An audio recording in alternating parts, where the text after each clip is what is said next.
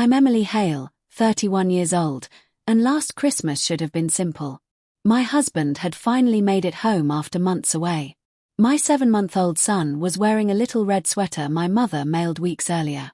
I told myself that one quiet dinner in my parents' house might feel like a fresh start for all of us. Instead, it became the night I stopped pretending my family was normal. My brother had turned the whole evening into a performance before the turkey was even carved. He kept propping up his phone, telling everyone to relax, laugh, act natural, like Christmas only counted if strangers online could watch it happen. My son was already tired from the drive, the noise, the unfamiliar room, the bright lights, and the non-stop voices talking over each other. He started fussing in that soft, tired way babies do right before they cry for real. I reached for him. My brother got there first.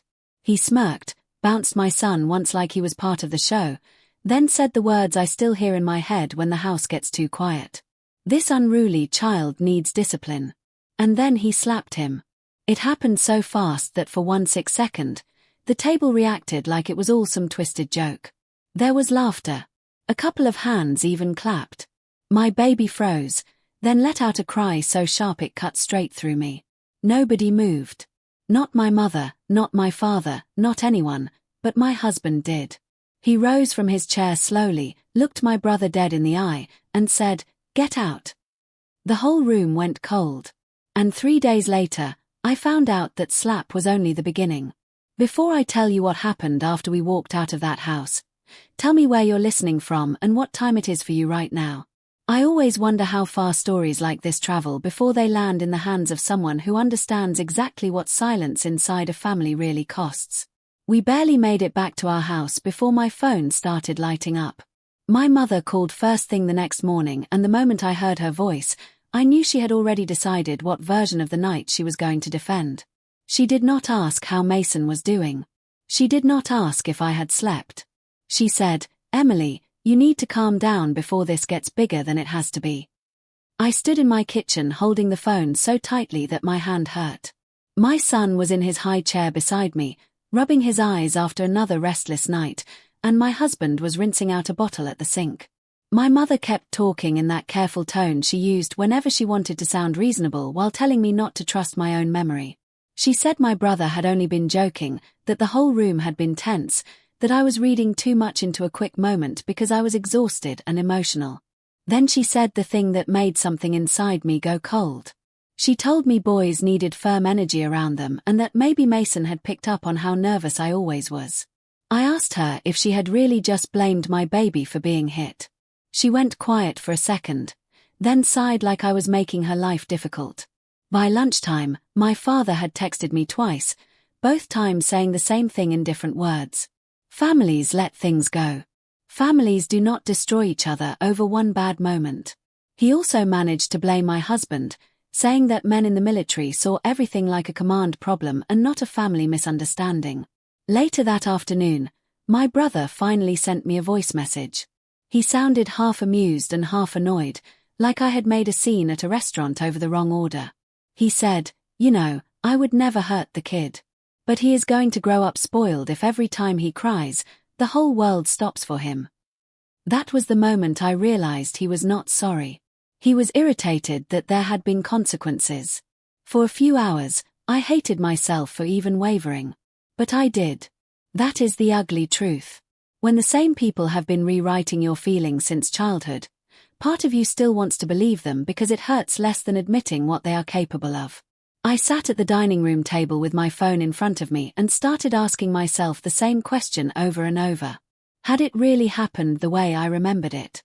My husband walked in, saw my face, and did not try to tell me what to think. He pulled out the chair across from me and asked one simple question. "What did you see?" Not what did they say. Not, what do you think your mother meant? What did you see? I looked down at Mason, asleep in the baby swing beside us, and answered out loud for the first time. I saw my brother hit my son because he was crying and ruining his video. My husband nodded once. Then trust that. Trust what you saw. He reminded me of things I had spent years minimizing. The birthday party where my brother made me cry in front of 20 kids and my parents said I needed thicker skin. The time he locked me outside in the cold when we were teenagers and later called it a prank. The way every family holiday somehow became about his mood, his goals, his image, his excuses. I went back through my phone that night and saved everything. The calls, the texts, the voice notes. I opened a notes app and wrote down every word I could remember from Christmas dinner. I told myself I was doing it in case I started doubting myself again. The truth was, I already knew this was turning into a war. And somewhere deep down, I knew my family was not going to stop at telling me to forgive him. They were going to keep pushing until I agreed to pretend it never happened. 3 days later, a woman I had not spoken to in almost a year sent me a message that changed everything. Nora had been one of my closest friends in high school before life pulled us in different directions. She still lived near Portland and she had seen enough of my brother online to know exactly what kind of persona he had built for himself. Her text said, "I did not know whether to send this, but you need to see what Brandon posted." My stomach dropped before I even opened the link. My brother had turned Christmas into content. His page was full of short, polished clips about family life, modern masculinity, and what he called real-world parenting. He wore flannel shirts and baseball caps, and talked to the camera like some charming older brother who understood how to keep a family grounded in traditional values without becoming too serious. Millions of views, brand deals, podcast clips, smug captions about leadership, strength, and raising resilient kids. But the post Nora sent me was worse than all of that. He had uploaded a video about holiday chaos and difficult children. He did not show Mason's face directly, but there were enough details that anyone close to us would know exactly who he was talking about. He laughed into the camera and said, "Sometimes modern parents confuse discipline with abuse and weakness with compassion." He said the world was full of overprotective mothers and soft men who panicked the second a child was corrected. Then he smiled and said, "A kid acting unruly at Christmas needs boundaries, not a standing ovation." I could not breathe for a second. He had taken the worst night of my son's life and packaged it as a lesson for strangers. I kept watching because some part of me wanted proof that I was not imagining how twisted he had become. What I found was even worse. He had built an entire series around a family image that barely existed. Clips of my parents laughing in a kitchen. Old photos from my wedding. A shot of me from years ago holding a wrapped gift by a Christmas tree. Video from another holiday edited to look recent. Narration about Sunday dinners and deep family loyalty. He had created a whole fantasy world where he was the strong center of a loving family, the kind of man people trusted, the kind of uncle kids adored, the kind of son parents leaned on. My husband sat beside me while I clicked through everything. He did not interrupt. He just watched with that very still expression he got when he was trying not to react too soon. We found sponsorship tags for family products, home security companies, children's books, a men's grooming brand that marketed itself around fatherhood and responsibility. It hit me all at once. Christmas dinner had not just been dinner, it had been production. My son had not just interrupted the evening, he had interrupted a revenue stream. My brother had looked at a tired baby and seen a problem in his shot. That was why the room had felt staged before the slap. That was why he kept repositioning plates and telling people to laugh louder. That was why he snapped when Mason cried. To him, my son was not family in that moment. He was bad footage. I spent the next 2 days building a folder. Screenshots, timestamps, clips, captions, sponsorship names, old posts using our family image without permission. Clips where he implied he was deeply involved in our lives, even during the months he never once called to check on me after I gave birth. I felt sick and strangely calm at the same time. Calm because now I could see it clearly.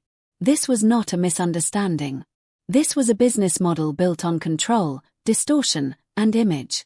He had spent years teaching strangers that he was the kind of man who could be trusted around family. That was why he needed me to stay quiet. If I told the truth, I was not just exposing a cruel brother.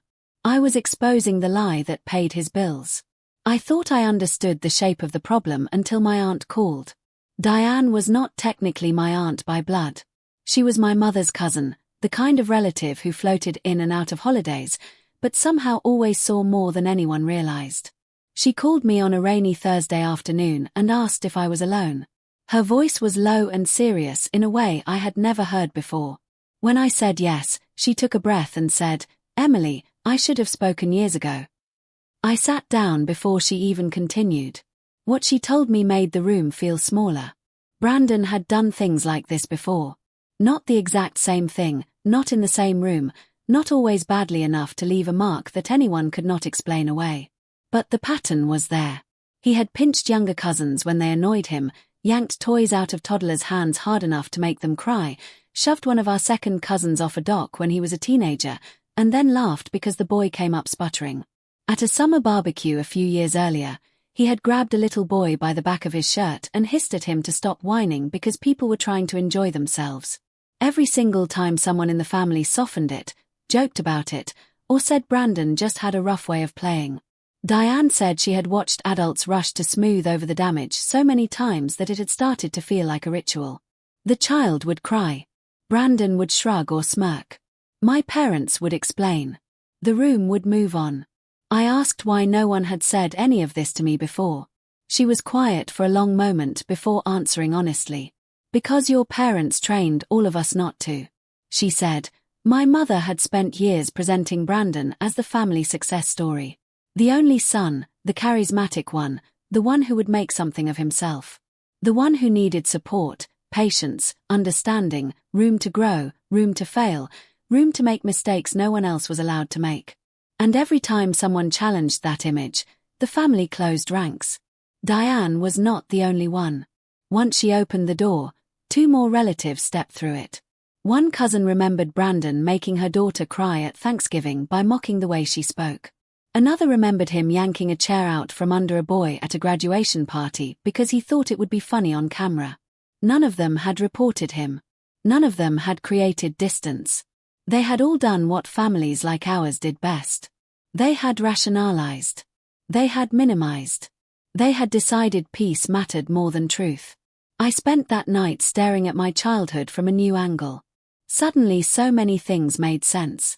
My brother was not just the golden child because he was charming. He was the golden child because the whole family had invested too much in the idea of him to ever admit what he really was. If they admitted the truth now, they would have to admit how long they had known. And if they admitted how long they had known, they would have to confront every moment they chose comfort over courage. My mother called again that evening and sounded almost relieved when I picked up. She told me she wanted the whole family to get together the following weekend and clear the air. She actually used those words. Clear the air, as if we were discussing a seating chart mistake and not a pattern of cruelty. I asked her one question. Did you know Brandon had done things like this before? She did not answer directly. She just said he has always been intense, Emily. He does not always read situations well. You know that. I closed my eyes and let the silence sit between us. There it was. Not denial. Not exactly. Something worse. Recognition without responsibility. She knew enough to excuse it. She knew enough to protect him. She knew enough to expect me to do what I had always done, which was swallow what hurt and call it family loyalty. When I got off the phone, I went into Mason's room and watched him sleeping with his arms spread wide above his head. He looked so small and so safe and so completely trusting that I felt ashamed of every second I had spent wondering whether I was being too harsh. My son was not the first child my brother had frightened. He was just the first one whose mother refused to play along. The lawyer's letter arrived on a Monday morning by certified mail, and I knew the second I saw my brother's name in the return address that things had crossed into a different kind of ugly. The envelope was thick and formal and written in the exact polished language men like Brandon hid behind when charm stopped working. According to the letter, I was engaging in defamatory statements that threatened his business, his reputation, and his professional relationships. It claimed I had exaggerated a harmless family interaction into a false story of abuse out of spite, jealousy, and instability. Instability. That word sat on the page like poison. My husband read it standing beside me at the counter, then set it down very carefully and asked if I wanted him to call someone from the base legal office. I said, no, not yet. I wanted my own lawyer. If Brandon wanted to turn family cruelty into a legal strategy, then I wanted someone who understood exactly what that meant. Rebecca Sloan met me 2 days later in a small office outside Portland. She had a calm face, sharp eyes, and the kind of voice that made panic feel embarrassing. I gave her everything. The messages, the screenshots, the audio note, the timeline, snorts, the witness statements from Diane and 2 cousins, the clip of Brandon mocking soft parents online, the sponsorship tags, the still frame showing my parents clapping at the table before they realized how bad it looked. Rebecca did not flinch. She told me the truth was not defamation, documentation was not harassment, and panic letters were often sent by people who knew they had a real problem, but hoped the threat alone would silence it. Then she asked me what outcome I wanted. Not revenge in the vague emotional sense. What result? I surprised myself with the answer. I want children in this family to be protected. I want him to stop using us. I want my parents to stop pretending this is normal. Rebecca nodded like that was a clean objective. She drafted a response that same week. We would not post publicly. We would not go online. We would not contact anyone with exaggerated claims. But we would preserve our right to share factual information with close relatives who had children and to protect our son from further contact. I also made one decision that changed the direction of the whole thing. I mailed a private packet to family members with young kids. No dramatic cover note, no accusation written in anger, just facts, a timeline of the Christmas dinner incident, copies of the texts minimizing it, short statements from relatives who had witnessed older incidents, a note that said only this. I am sharing this because I wish someone had warned me sooner. My phone exploded by that evening. My mother cried so hard I had to hold the phone away from my ear. My father accused me of turning the family into enemies. One cousin thanked me and said she had already led a weekend visit that would have left her son alone with Brandon. Another told me she had always felt something was off, but never wanted to be the one who said it first. My brother went live that night and posted a vague rant about betrayal, fake victimhood, and weak people trying to destroy strong men. He never used my name, but he did not need to. Everyone close to us knew. What mattered most to me was not that the family was split. It was that for the first time in my life, I was not the only one saying out loud that the emperor had no clothes. My mother called one more time before midnight, her voice zero and trembling, and asked me how I could do this to my own brother. I said, Mom, the better question is how all of you did this to every kid he has ever hurt and still called it love. She hung up without answering. That was the night I understood something clearly for the first time. I was not destroying the family. I was refusing to keep protecting the version of it that had been built on everybody else's silence. A week after the letters went out, Brandon came to my house. It was just after 6 o'clock in the evening. Mason had finally gone down for a nap, and my husband was in the garage unpacking bins from the car when the knocking started. It was not really knocking. It was pounding hard enough to rattle the glass beside the door. I looked through the window and saw Brandon standing on the porch in a dark jacket, his face red with fury and panic, the kind of expression he wore when he knew he was losing control, but still believed volume could fix it. My husband stepped in front of me before I even had to ask. He opened the door just enough to block the entrance and asked Brandon what he was doing there. Brandon did not answer him. He leaned around him and shouted my name like I was a criminal hiding from justice. I had never seen him look less polished. No camera-ready smile, no perfect posture, no clever lines, just raw rage. He said 3 sponsors had paused their contracts. He said 1 podcast appearance had been pulled. He said a book agent had stopped returning emails. Then he pointed at me and said I had ruined his life over one tiny moment no one would have cared about if I had just kept my mouth shut. My husband had his phone in his hand by then. Not hidden, not sneaky, just recording openly. Brandon either did not notice or did not care. He kept talking. That was the thing about men like him. They believe their own righteousness even while confessing. He said Mason had been ruining the shot. He said every parent corrected a kid once in a while. He said I had made it sound violent when he had barely touched him. Then he shouted the sentence that ended him. Do you know how hard it is to build family content when people will not even cooperate for one dinner? For 1 second, nobody moved. Even Brandon seemed to realize too late what he had just admitted.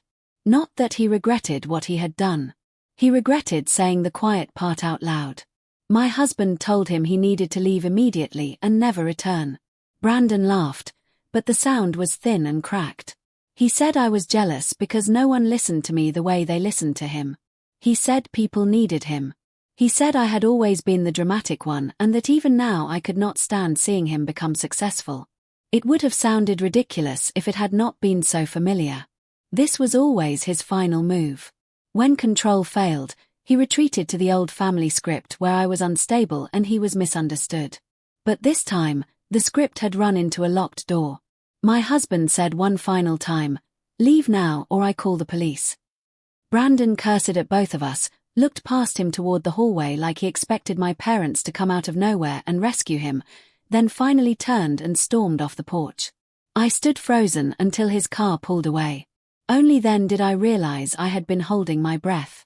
My husband stopped the recording and looked at me with that same steady calm he had the night of Christmas dinner.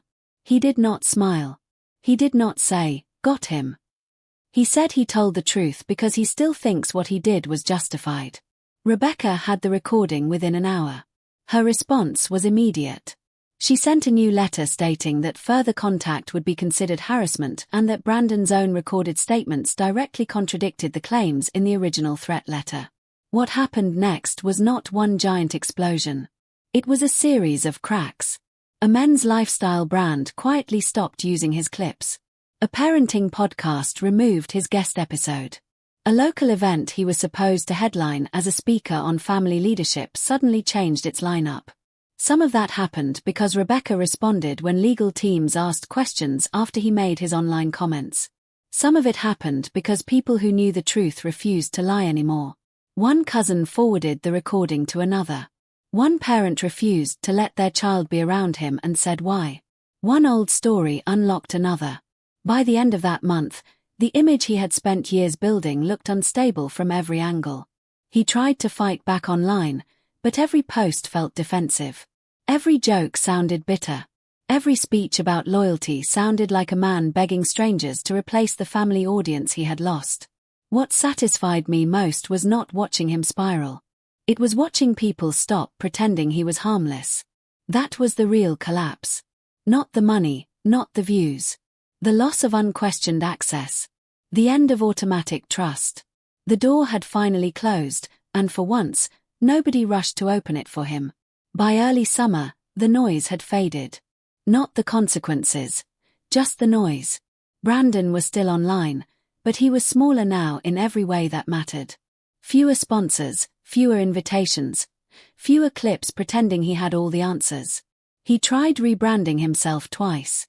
First as a motivational guy who talked about masculine discipline, then as someone who taught people how to survive toxic family conflict, which would have been funny if it had not been so pathetic.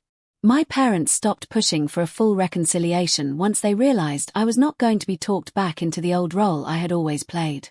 They still saw Mason, but only on our terms. Short visits, no surprises, no unsupervised time, no discussion about forgiveness without accountability. My mother hated the structure at first. Then one day, after a stiff, quiet visit in our living room, she looked at me with tears in her eyes and admitted she had spent years confusing love with protection from consequences. It was not a grand apology. My father never gave one at all. But their silence had changed shape. It was no longer the silence of people who felt justified. It was the silence of people who had finally run out of lies that sounded decent. My husband got promoted that fall, and watching him pin on that new rank felt like its own kind of answer. Everything my father had tried to weaponize against us, the military, duty, reputation, discipline, had turned out to mean something very different in the hands of a decent man. My husband had not protected his career by staying quiet.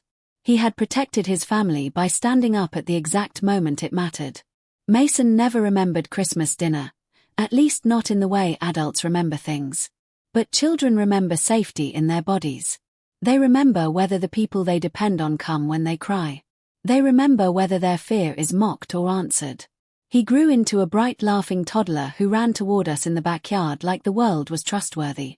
And every time he did, I felt something heal that I had not even known was broken in me. I started volunteering with a support circle for military spouses. And before long, I was helping organize small conversations for women who were struggling to set boundaries with parents, siblings, or in-laws who treated their children like extensions of adult ego. I heard so many versions of the same story. Not always a slap, not always a camera, but always the same pressure. Keep the peace. Do not overreact. They did not mean it. Family is family. What I learned and what I now say without hesitation is that family is not an excuse. It is a responsibility. If someone loves your child, they do not humiliate them for entertainment. They do not frighten them to prove a point. They do not ask you to ignore harm so the room can stay comfortable. And if other adults witness that harm and laugh or clap or explain it away, then the problem is bigger than one cruel person. The problem is a system that has decided appearances matter more than protection. That was the deepest lesson of everything that happened. A child's safety is more important than an adult's pride.